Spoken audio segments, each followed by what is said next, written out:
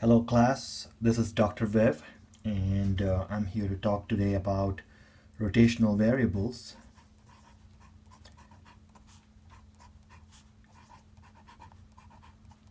And specifically I would like to discuss the connection between rotational variables and linear variables. That's going to be the topic for today. So the basic example I'm going to start with is something like a rotating wheel. So suppose you have a wheel here with the axis fixed, so that point is fixed, and something like a pulley. And let's assume that there's string that's wound around the pulley. So the string is being slowly unwound. So as the string is pulled by your hand, the string is going to move down with a certain translational speed.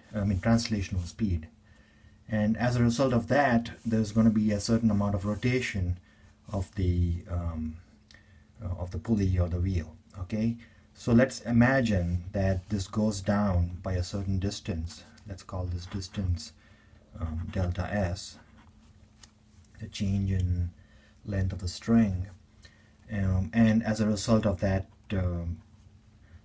distance that it goes down, let's imagine that the angle changes by delta theta. Now a well-known result in geometry is the connection between the arc length, because this distance delta s is same as the arc length there. So the connection between the arc length delta s and the angle delta theta is that delta s equals r delta theta, where r is the radius of the pulley or the wheel. That's the radius r. So this is the basic geometric result. I'll just call this arc geometry because it's something that it's a fact. So arc geometry gives us that connection between linear and angular displacement. Now there is a sign associated to this, and let's try to understand that. When delta theta here, when this goes down, if you try to use your right hand to see how the fingers of your right hand move, then you notice that the thumb points into the page. So the thumb is into the page in this case if this goes down. We call into the page vector, we denote it like that. The reason being, if you have a something like an arrow, let's think about an arrow in a three-dimensional view. That's the three-dimensional depiction of a dart or an arrow. Then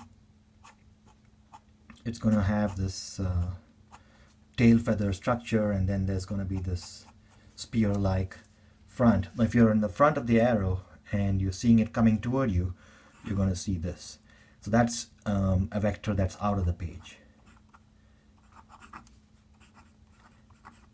If you're behind the arrow, then you're going to be seeing the tail feathers like that. So that denotes a vector that's going into the page. So that's the convention we're going to be using for rotation, because there's a third dimension involved, and that's the direction of your thumb. So for example, if this thread were being wound up like this, then delta s would be up like this, and delta theta would then be positive, because or out of the page. So usually out of the page is taken to be positive and into the page is taken to be negative. It's just the convention. That's how it is. You don't have to respect that convention. You can take out of the page to be negative and into the page to be positive, but that's usually how we define it here. So according to that convention, the other things that you derive from this also have the same sign convention. For example, the rate of change of displacement with time is called the velocity. So let's divide both sides by delta t. So delta s over delta t equals r delta theta over delta t. And so delta s over delta t is just the velocity v that you have here, and that's going to be r times the rate of change of angle with time is called the angular velocity, omega. So that's not W, it's the Greek letter omega, lowercase omega. The uppercase Greek letter omega looks something like that. So that's the uppercase capital omega, and that's the lowercase little omega. So V equals R omega, and this is also a vector because if velocity is going down, the angular velocity, which I'm going to informally write the angular velocity as that, although strictly speaking you have to write it as a vector that goes into the page. So strictly speaking you have to write it like this, like that. So when I don't put the vector sign, I'll informally indicate it as just a curved arrow. When I do put the vector sign, I'll indicate it as a proper into the page or out of the page vector.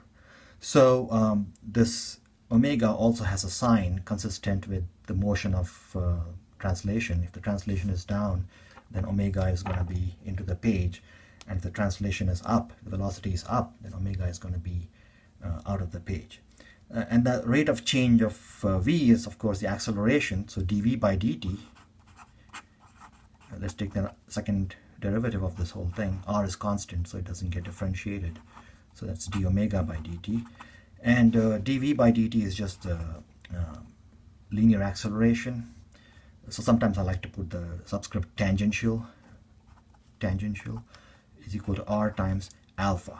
So that alpha is the rate of change of omega, or it's called the angular acceleration. That's the angular velocity here, or rather speed, because I'm not putting a vector sign.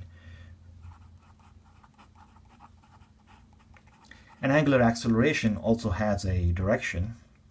Now it's a little more complicated than angular velocity. Angular velocity inherits the same direction as the change in angle.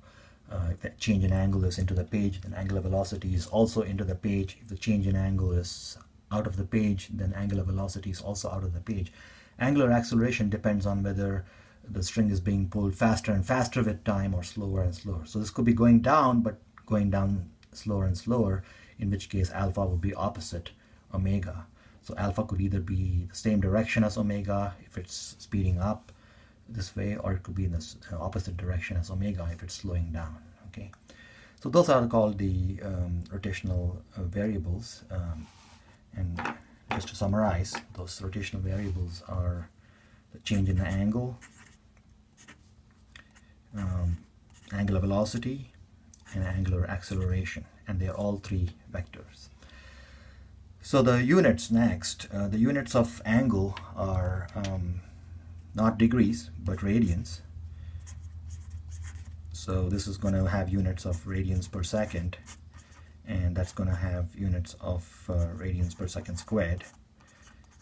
And once you have something like this, you can just keep using all the kinematical equations that you know from previously. For example, if you have your kinematical equation v equals v naught plus a naught t, that's a kinematical equation that gives you the final velocity given the initial velocity and the constant acceleration a naught. You can convert this into a equation in rotational variables by simply dividing both sides by r. So I'll do that here. The thing that gets divided is the v here, so that gives me omega from that, and that's omega naught.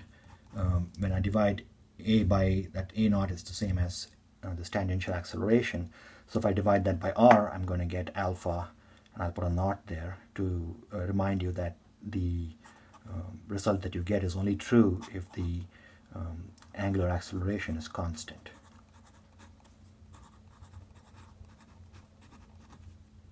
And you can do this same process for any other kinematical equation, and you can find these formulas in your formula sheet, in fact.